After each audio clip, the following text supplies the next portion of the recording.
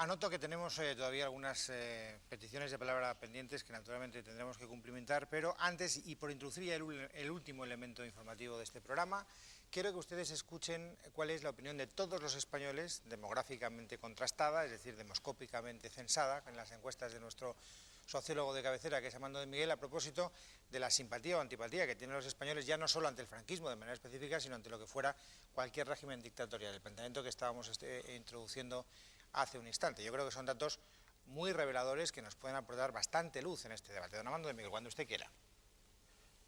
No podemos preguntar directamente la opinión de los españoles sobre el franquismo, primero porque la mitad de los españoles consideran que eso es historia, no lo vieron, y la otra mitad lo tienen, digamos, muy metido como un afecto, o positivo o negativo, y hay que preguntarlo de una forma indirecta. Una manera es preguntar el principio de si es mejor, en algunos casos hay que decir, algún sistema autoritario o siempre es mejor un sistema democrático. Ya la pregunta está un poco cargada porque es evidente que es mejor un sistema democrático, pero en fin, ahí tendríamos los nostálgicos del régimen autoritario, sin mencionar franquismo. Pues bien, ante esta pregunta, solo un 10-12%, se ha hecho varias veces, un 10-12% contestan que es mejor en algunos casos un régimen autoritario, 50-70% siempre es mejor una democracia, y el resto pues no contesta o son indiferentes. Yo creo que esto nos valora lo que podría ser la legitimidad de un hipotético régimen franquista o la nostalgia que se siente de ese régimen. Bueno, pues estos datos que acabamos de escuchar los tendremos presentes en la medida en que arrojen luz, pero yo, insisto, tengo que cumplir mi palabra. Don Gonzalo Fernández de la Mora, ¿quería usted hacer unas puntualizaciones antes de la publicidad? Sí, ¿qué queda? Vamos, por ejemplo. Realmente haría falta un libro, pero en un segundo, en unos segundos. ¿Qué habría pasado sin la victoria de las fuerzas nacionales en el año 39? Pues que habríamos estado como Albania durante 50 años del otro lado del telón de acero, es decir, bajo el estalinismo.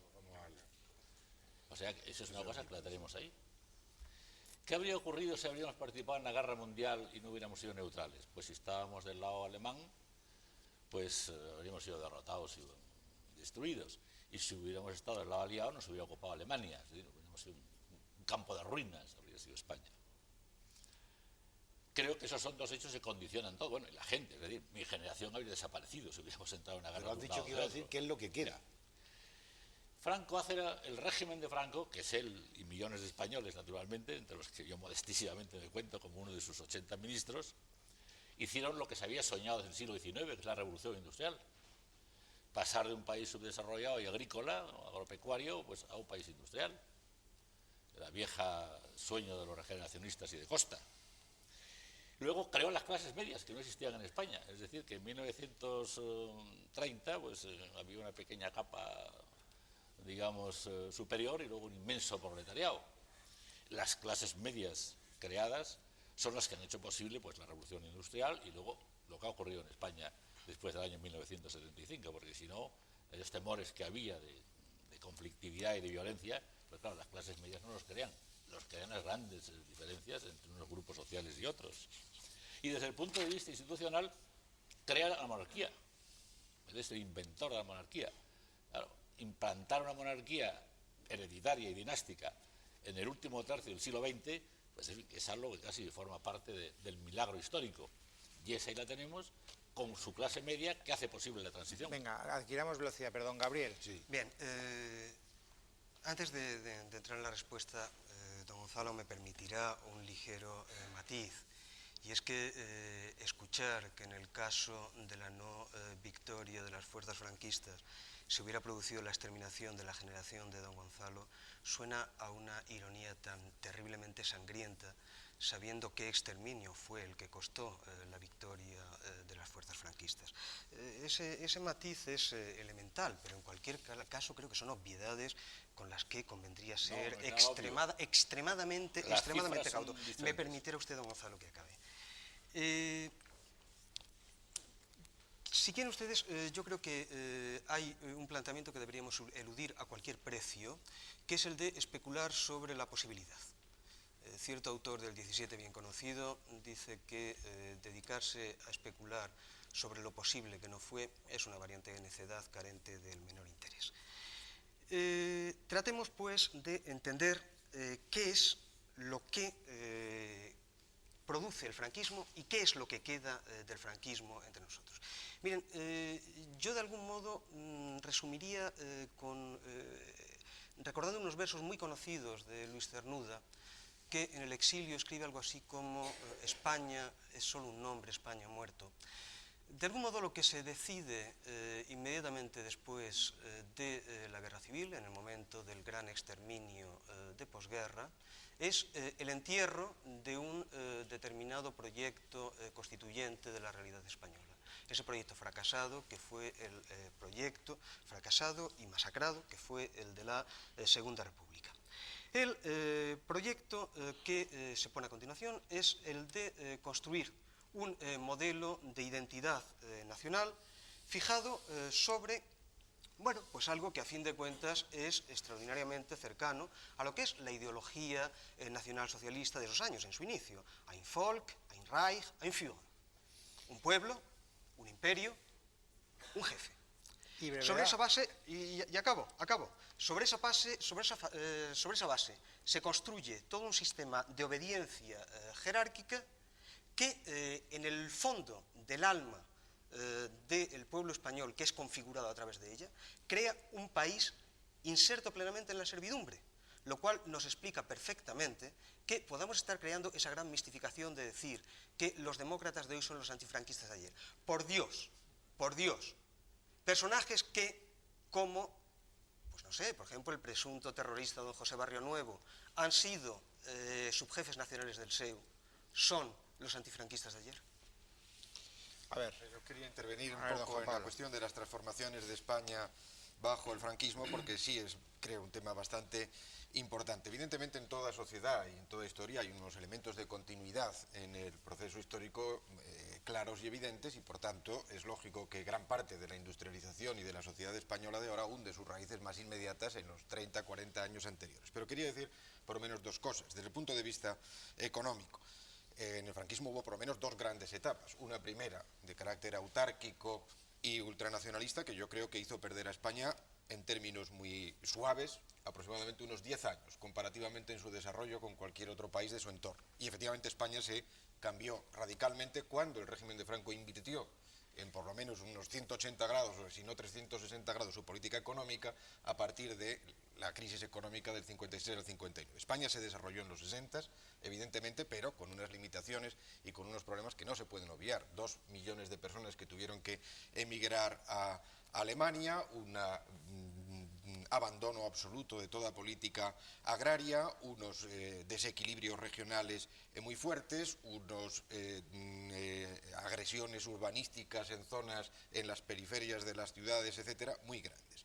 Primera cuestión, por tanto, es evidente que España cambió, pero digamos que hay por lo menos dos grandes etapas. Una primera, que a mi modo de ver es totalmente negativa, a pesar de que se hicieron realizaciones muy importantes allí, pero en el conjunto de la economía española muy negativa. Y la segunda, el desarrollo español tuvo también grandes limitaciones. Y segundo, la cuestión muy importante de la monarquía del 18 de julio, de la monarquía que en distintos momentos ha salido. Es evidente que Franco reinstauró la monarquía como salida al problema político-jurídico que tenía su régimen de indefinición sobre la propia naturaleza del régimen. La monarquía actual es una ruptura desde la legalidad anterior con el tipo de monarquía que Franco tenía en la cabeza y que habían pensado aquella monarquía del 18 de julio, católica, social y representativa, es decir, no la monarquía liberal, parlamentaria y democrática de hoy. Que no guste la democracia de hoy, que se encuentren limitaciones al sistema actual, me parece muy lógico, muy natural y bastante...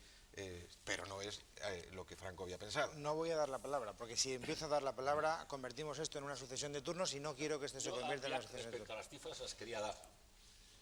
Hay un libro que es el de Salas Larrazábal, que da cuáles son la cifra exacta de las víctimas de nuestra guerra.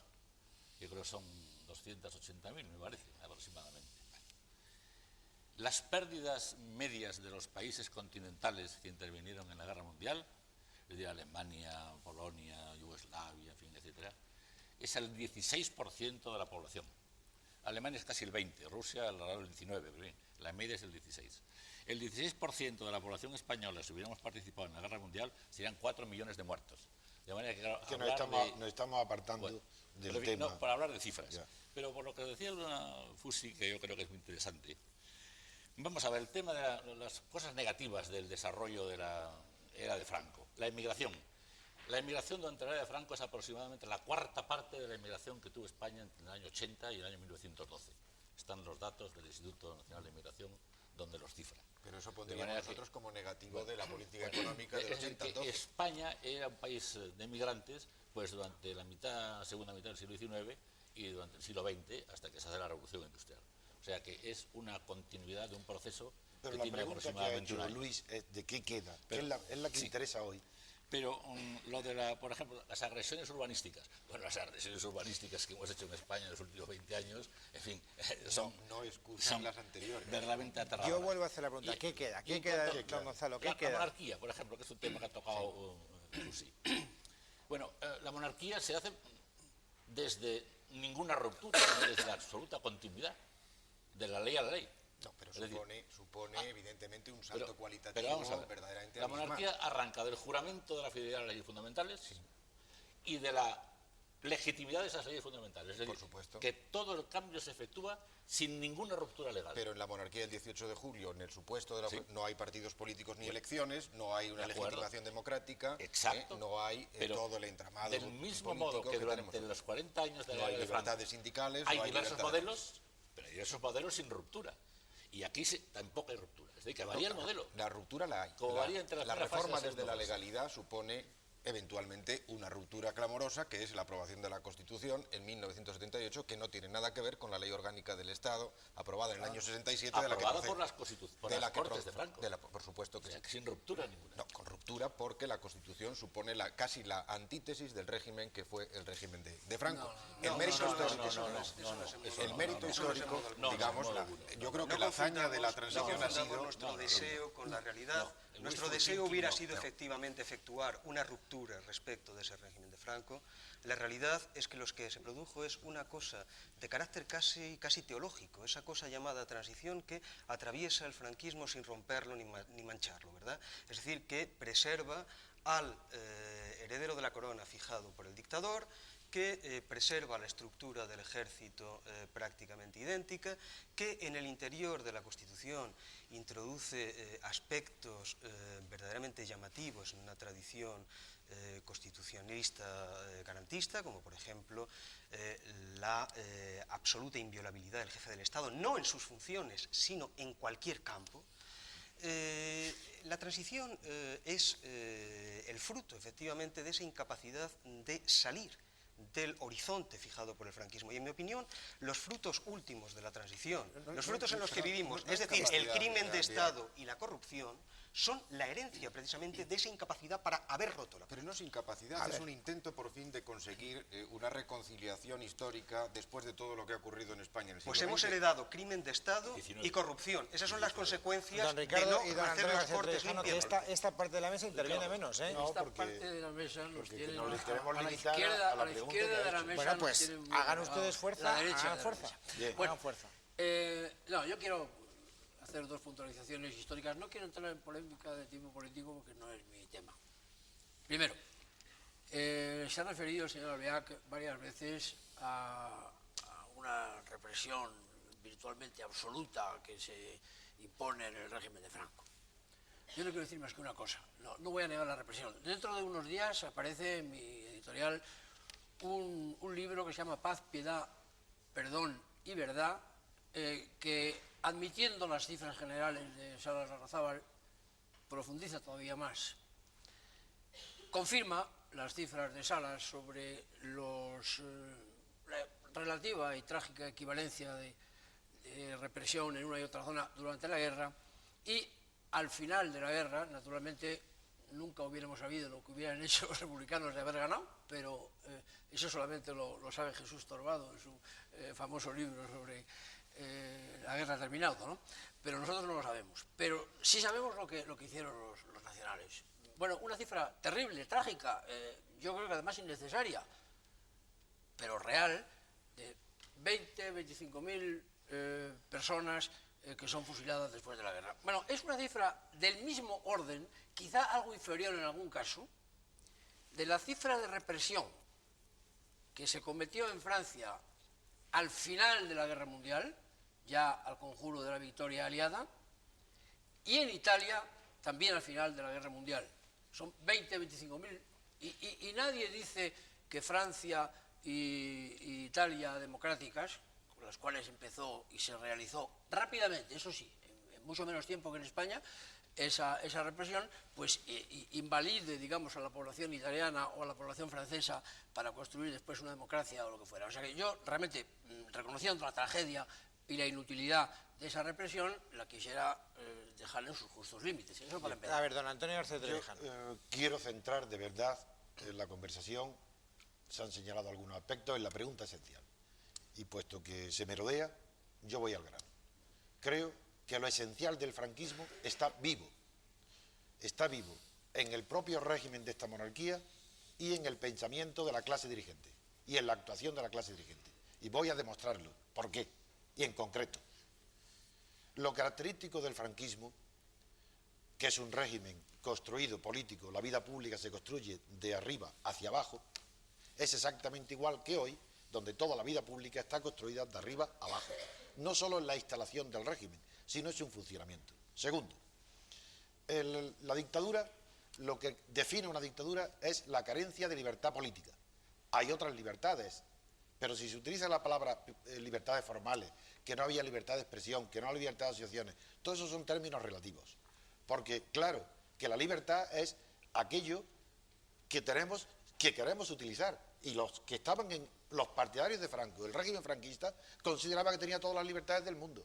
Ahora, los que tenían una ideología vencida no tenían libertades. Hoy, el consenso ha sustituido a la fuerza de la dictadura para impedir la libertad política. Hoy el consenso impide la libertad política e incluso la libertad de pensamiento. Y se produce el resultado. Los gestos que usted hace es mejor demostrarlos con palabras y con argumentos. Yo le digo a usted que el régimen actual español... Los gestos son de don Juan Pablo Fusi, digo, porque como no ha habido un contraplano, tengo que aclarar. Digo que ahora me contestará. Yo sostengo que el régimen actual, igual que la dictadura, ha cambiado porque hay unas libertades públicas que entonces no existían, pero que el régimen se define por dos características. El de la monarquía. Uno, que no es un sistema representativo del ciudadano. El ciudadano no tiene poder ninguno ni para elegir a sus representantes, ni para elegir a su gobierno.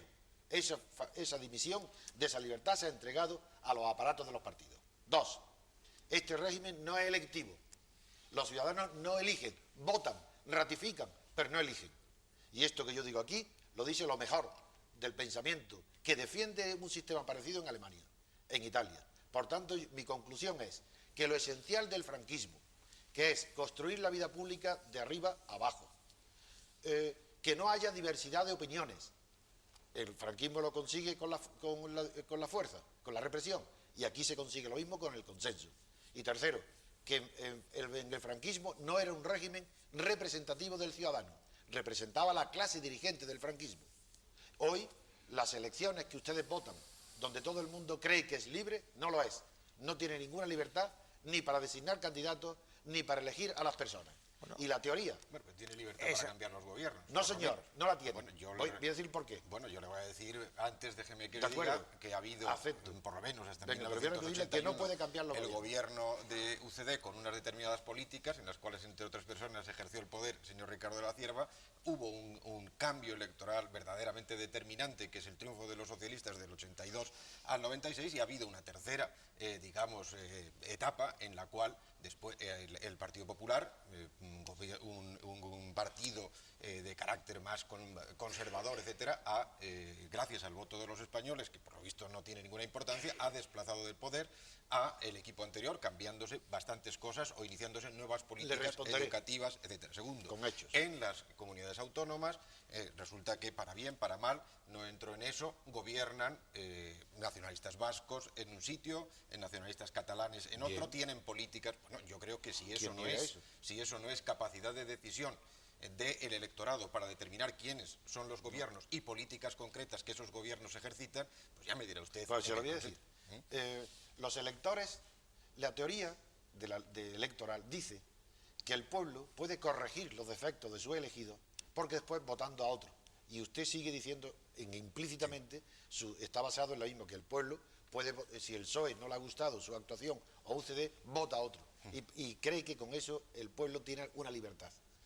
En primer lugar, eso es verdad en la teoría liberal. Eso es verdad si el sistema español de elecciones fuera representativo del elector. Si hubiera sistema mayoritario, si fuera una persona que se presenta de diputado a representante por Cádiz o por una circunscripción pequeña, claro que si se porta mal puede ser cambiado. Pero cuando es un partido, cuando son sistemas de listas, eso es imposible, porque el español no tiene medio de suprimir a un partido. El Partido Socialista ha hecho las barbaridades que ha hecho y tiene 9 millones de votos. ¿Por qué? ¿Hay que concluir con eso que los 9 millones de votos son 9 millones partidarios de la corrupción? No, porque no pueden hacer otra cosa. No, pero y por eso no son libres. Y no quisiera monopolizar el debate, que lo que usted está diciendo es que si es necesario, usted prefiere otro tipo de leyes electorales, otro tipo de representatividad, listas abiertas, yo podría... No, listas abiertas nada. Las listas abiertas son tan antidemocráticas como las cerradas. Digamos que usted puede criticar elementos que configuran el actual sistema de partidos políticos en España. Me parece muy bien. Eso no significa que el pueblo español no tenga capacidad de decidir cambios importantes y sustanciales de gobierno. No lo tiene. Son dos cosas Esa distintas. capacidad la tienen los aparatos de los partidos. Ellos se limitan a a ratificar. un elemento para complejificar el problema. A mí quizás lo que más me desazona en la situación actual es la dificultad de definir lo que todos sabemos constituye la condición previa de un sistema democrático y garantista, previa incluso al sistema electoral y al voto, porque es lo que opera como la garantía del propio sistema electoral y el voto, que es el sistema bien establecido de división y autonomía de poderes. Eso que Montesquieu definía bajo la forma de le pouvoir arrête le pouvoir, el poder contrarresta al poder, y que es la única garantía. Los sistemas garantistas democráticos no reposan sobre la idea de la buena voluntad o del consenso, no, al contrario, reposan sobre una radical desconfianza que establece que solo la contraposición de poderes con capacidad de enfrentarse unos a otros puede garantizar la legítima defensa del ciudadano. Pero eso, don Gabriel, sería más propio de un debate sobre los sistemas democráticos. Voy exactamente a ello. Que el franquismo tuvo perfectamente claro que ese era un eje central, no tiene usted más que, para comprobarlo, que remitirse a cuál es la fórmula de juramento de los magistrados conforme al decreto del 25 de julio de 1956. Juro ante el caudillo y los sagrados evangelios obedecer incondicionalmente las órdenes del caudillo de España y también las leyes y disposiciones inherentes al ejercicio de mi cargo, sin otro motivo que el cumplimiento de mi deber y el bien de España. En el franquismo el planteamiento era de una coherencia absoluta. La centralización del poder exigía que no quedase espacio para poderes que operasen en modo autónomo. Lo que a mí me produce una alarma extrema es eso que sucede en el momento en el que, mediante la elaboración de la ley orgánica del Poder Judicial en los primeros años de gobierno felipista, lo que se efectúa es precisamente una estructuración en función de la cual los órganos del Poder Judicial son designados por el Poder Legislativo, el cual, a su vez, dados los reglamentos internos de funcionamiento, es prácticamente nada más que el brazo ejecutor del Ejecutivo. ¿Qué queda de la división de poderes? ¿Está usted de acuerdo entonces con la tesis de don Antonio García Trevijano? ¿Qué queda? Yo estoy de acuerdo también con ese análisis. Estoy tratando de complejificar. ¿Y lo puede razonar? Queda minuto y medio. Última intervención antes de la publicidad. Muy brevemente. En este momento tenemos no solo separación de poderes, sino fusión de poderes. La fusión del Poder Ejecutivo, del Poder Legislativo y del Poder Judicial. ¿Por qué?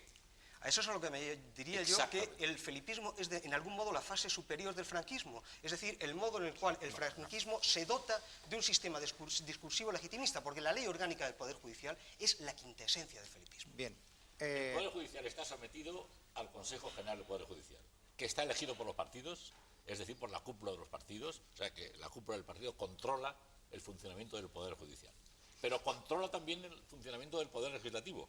Primero, porque es el que presenta los proyectos de ley, y segundo, porque la mayor parte de los diputados miran hacia atrás para que les digan cómo tienen que votar. Lo decide el representante de la cúpula del Poder Ejecutivo. O sea que el Gobierno asume el Poder Ejecutivo como Gobierno, el Poder Legislativo por el control de la mayoría y el Poder Judicial por el control del Consejo General del Poder Judicial. Ahora tengo que decir que después de la publicidad, don Juan Pablo Fusi primero y don Ricardo de la Cierva después, porque hay que ir a la publicidad. Solo les hago un ruego. Ustedes piensen, cada vez que hablan, lo que nos convoca esta noche. Sí. Es decir, podemos reconvertirlo, si ustedes quieren, sobre la marcha, pero sería un fraude a los oyentes que quieren ver un determinado debate que hemos propuesto. El debate sobre qué fue el franquismo. no sobre lo que es la democracia actual o cómo funciona nuestro sistema político. Es la única consideración que yo les hago con ánimo de moderar y de reconducir argumentos. Volvemos inmediatamente después de la publicidad.